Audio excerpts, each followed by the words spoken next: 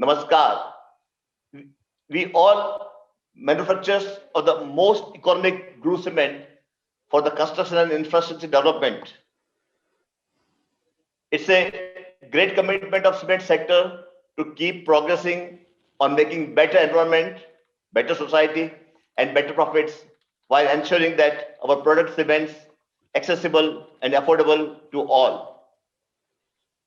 Friends, during pandemic scenario, whole industry of cement focused firstly on people and made all efforts in providing commensurate environment for good health and well-being. As a society-centric approach, we offered plant premises, guest houses, and other places, besides providing medical equipment and financial support to local administration as well as to the local government. And this goes it well with our larger purpose of business and sustainability. Sustainable development of the cement and concrete industry, including people, is at the very core of GCC's work, and it has focused on five pillars: health and safety, climate change, energy, social responsibility, environment and nature, and circular economy. Indian cement industry has been a first mover with regard to keeping pace with changing socio-economic and environmental paradigms, whether it is adoption of new technologies, adhering to stricter environmental standards, or utilizing other industries' waste produce. It has always kept three P's in focus, which are people, planet, and performance. The cement industry has been proactively working on low carbon economy transition, and globally, it may be one of the best placed in this regard. And I'm sure Dinah and Lord Enner will be able to tell us where Indian cement industry stands. In October, GCCA globally launched its climate ambition statement, announcing its member companies' commitment to provide society with carbon neutral concrete by 2050. This is a significant milestone for the cement sector, and first time we have come together at a global level to announce at this magnitude, building on the excellent work of the sector as well as GCC members and affiliates over many years.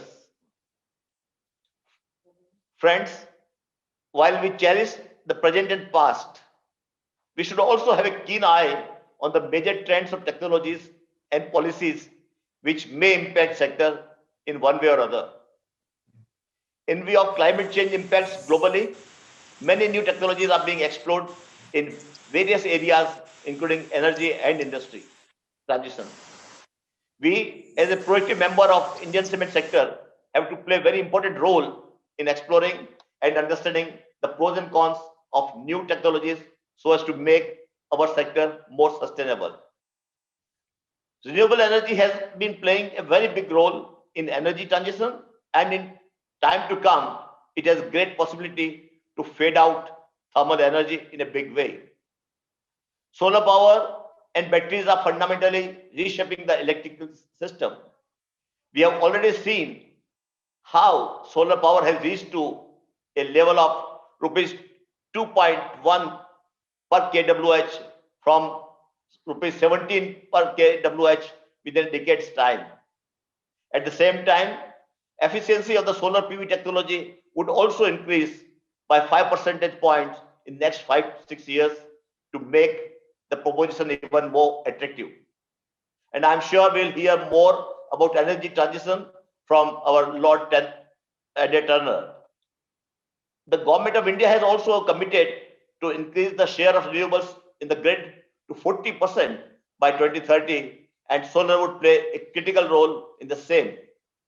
Globally, the share of solar energy in total energy will also increase from 1% currently to 27% by 2050.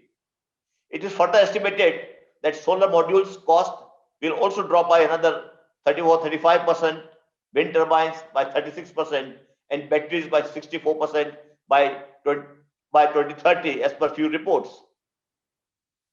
Affordable solar energy and its increased share in electricity may pave the way for the diffusion of heat electrification technologies in cement sector. It may be possible to replace current kilns burning fossil fuel with electrified kilns. Now, there may be chances of direct solar thermal heating, and this can be an alternate way from the thermal heat. With this development, a renewable kiln based on solar thermal technology may become another reality, maybe in a decade's time. With reference to use of sustainable biomass, for which various sectors, including cement companies, have been taking a lot of interest, Government of India has announced it will make available nearly 26 million hectares wasteland for agroforestry. This will surely boost the energy plantation drive, such as bamboo, to replace fossil fuels in short to medium term. Another disruptive technology for our sector is carbon capture and utilization.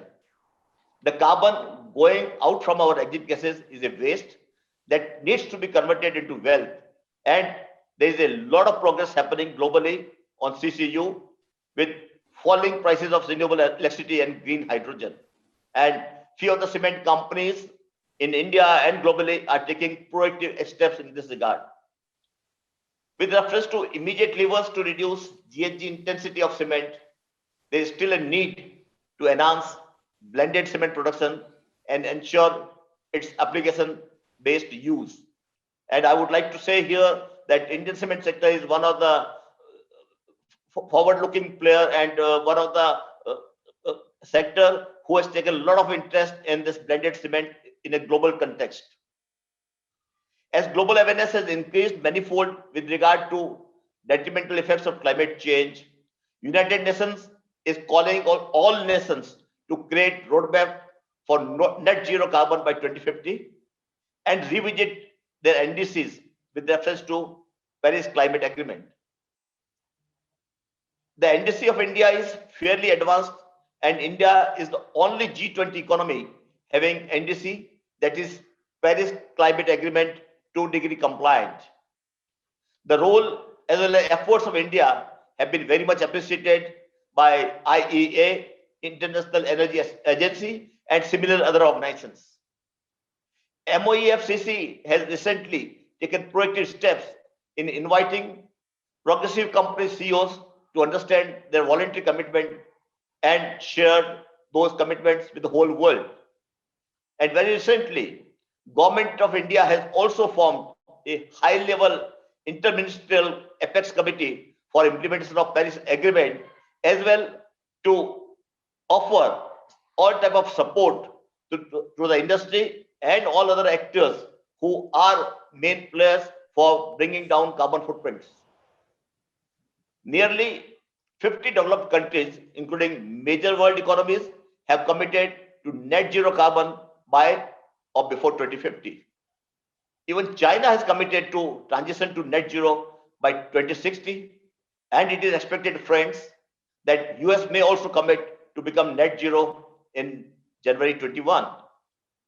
Besides, various countries' cement sectors have also committed to net zero carbon by 2050. As you can imagine, it is just not a business shift or a policy shift, but radical world economy wide tectonic shifting that will affect every business. In view of this, my dear friends, Indian cement sector may have to revisit and think of adapting clean technologies so that we continue to lead in low carbon footprint cement production, and our sector may also be considered moving from gray to green and moving from hard to abate to possible to abate sector. I expect that presentations and discussions during 2 days would enrich all of us with new and innovative ways of thinking about cement and concrete making that is greener, besides enhancing the value and experience of our customers. The objective of this e-conference is to present the best practices, exchange and deliberate on the thematic areas with the Indian cement sector and identify projects for collaboration implementation in Indian cement sector. I must congratulate all of you who have gathered here for this conference for being here and are open to new ideas and sharing of knowledge. I would just like to share one quote from ancient uh, Rigveda, which in Sanskrit says, Shanasa Ganashashva Vidyamarth Cha Chintayet. Shanasa Ganashashva Vidyamarth Cha Chintayet. Shan Tyage Kuto Vidya, Gan Tyage Kuto Dharam.